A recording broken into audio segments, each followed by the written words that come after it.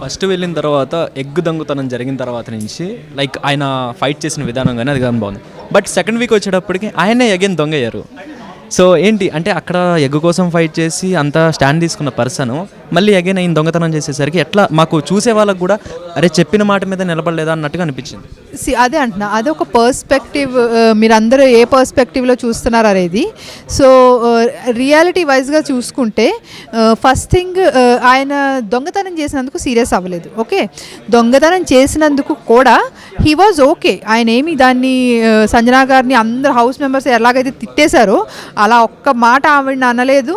And more over దానికి ముందే bathroom issue కూడా జరిగింది, ఆ షాంపూ బాటిల్స్ వాటి గురించి. సో వాటిల్లో కూడా ఆయన సంజనా గారికి కూల్గా ఫోన్లే అందరు ఇబ్బంది పడుతున్నారు కాబట్టి మీరు అది పక్కన పెట్టుకోండి, బయట ఎక్కడైనా పెట్టుకోండి అని అంటే ఆవిడ ఒక మాట కూడా అన్నారు, మీ అందరు నాకు అరిచి చెప్తున్నారు, మీలాగా సాఫ్ట్గా చెప్తే నేను వింటాను అని చెప్పేసి అన్నారు ఆవిడ.